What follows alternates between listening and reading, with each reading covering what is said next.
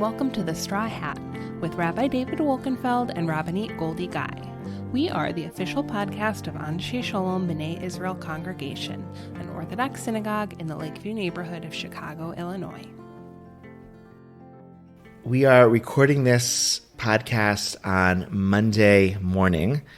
Tuesday, tomorrow, is the beginning of Masechet Megillah in Daf Yomi. It's another short and sweet Masechet. You start this week. You will finish Masechet Megillah in plenty of time for Purim. You could actually do you could do a much slower pace than Daf Yomi and still finish Masechet Megillah in time for Purim because we have that extra month this year. But I don't know. I've never actually learned through all of Masechet Megillah. I've learned that was the first Masechet that I ever learned through. It's a very common first Masechet. Was not that for me. There was a YU Bekias competition, and I took exams on each section that I learned. And Sarah taught. It was very cool. Sarah taught that high school curriculum. That's cool. Well, okay. Yeah. How'd you do? I did okay. I'm sure you did very. But it has some great, very relatable, great content in Masechet Megillah. It has parshanut on commentary, midrashim, elaboration of the story of Megillat Esther. So it's a great source for understanding the Purim story. It has all or most of the relevant halachot for observing Purim, and the mitzvot of Purim are there in Masechet Megillah.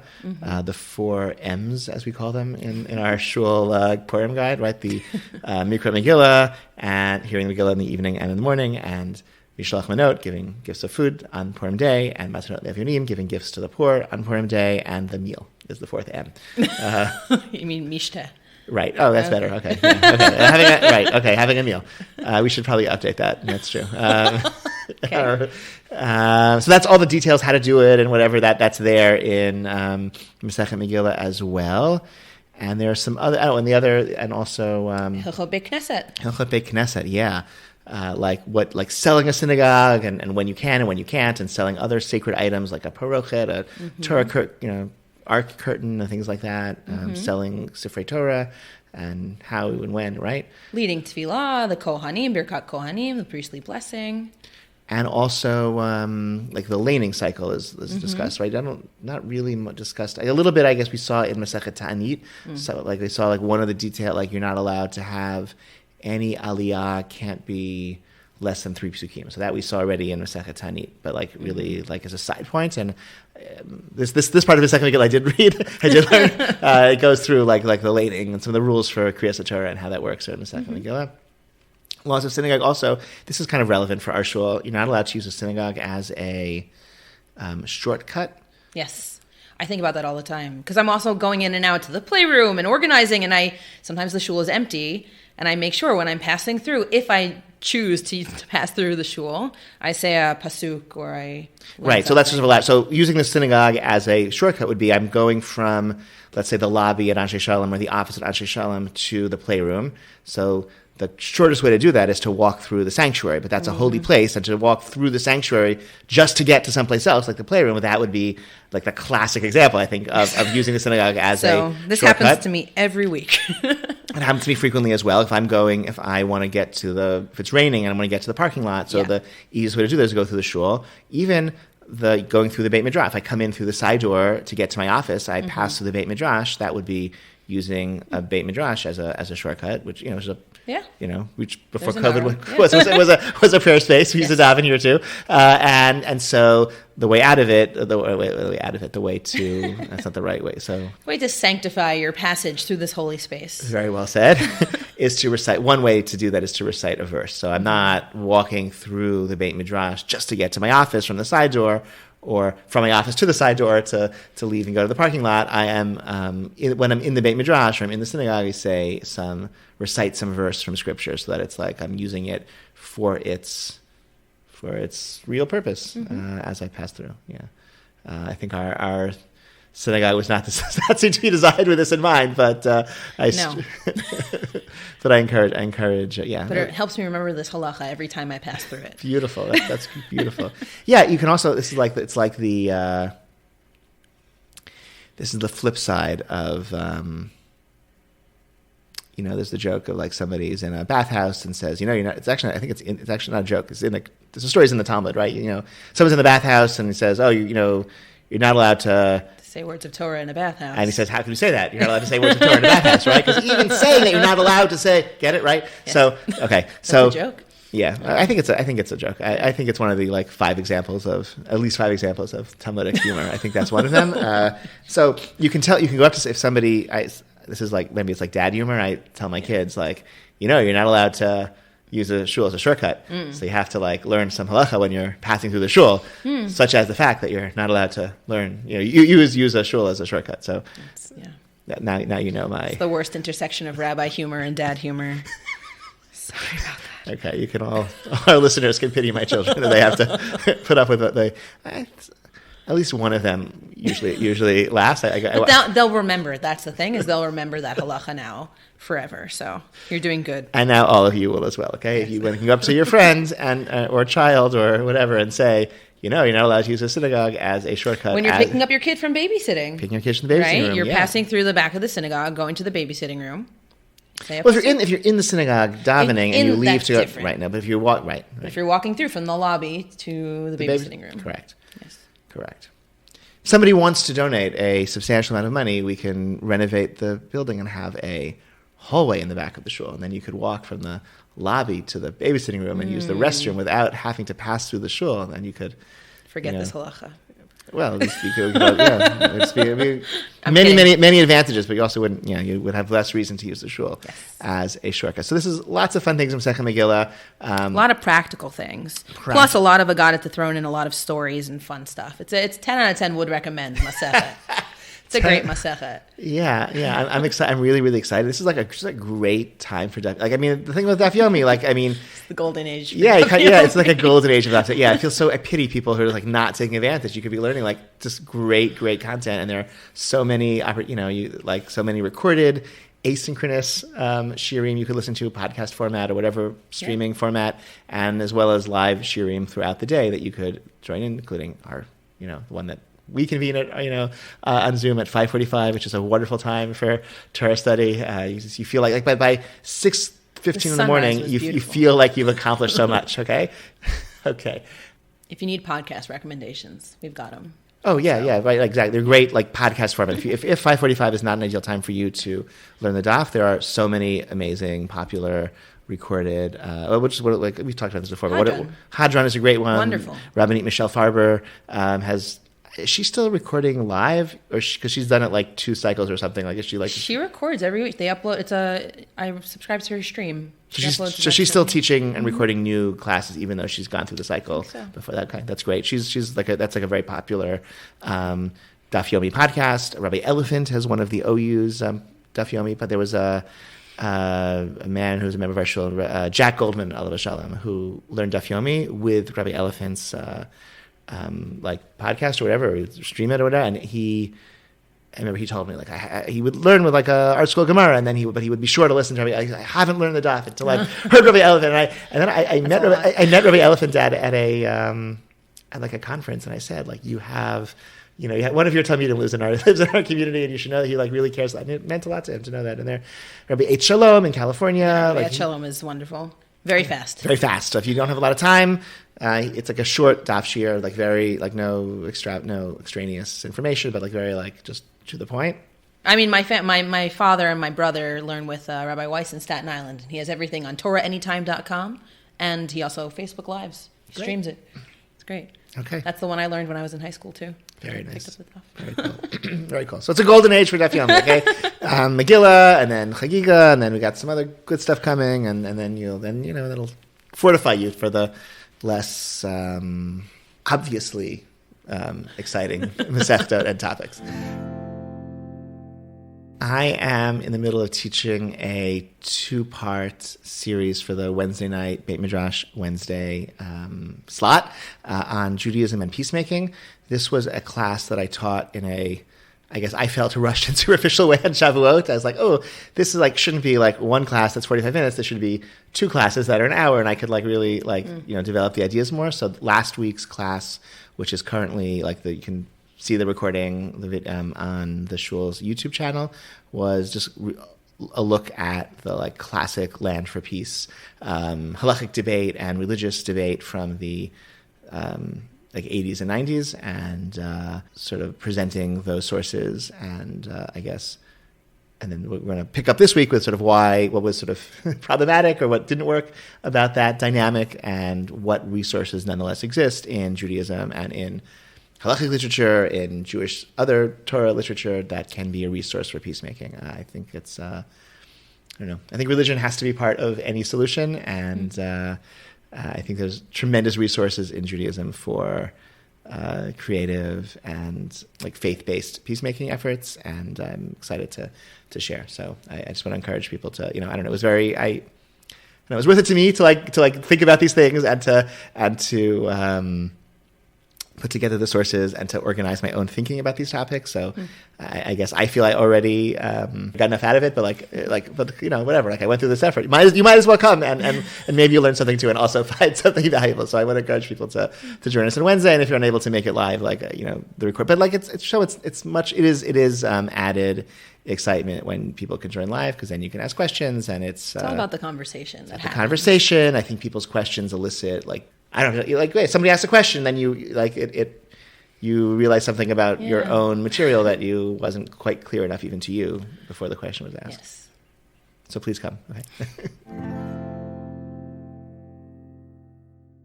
So this week's Parsha happens to be my Bat Mitzvah Parsha. Mazal tov. Thank you. It's not my birthday yet, and I also did not lane it, but I still feel connected to this week's Parsha, Parshat Vayechi.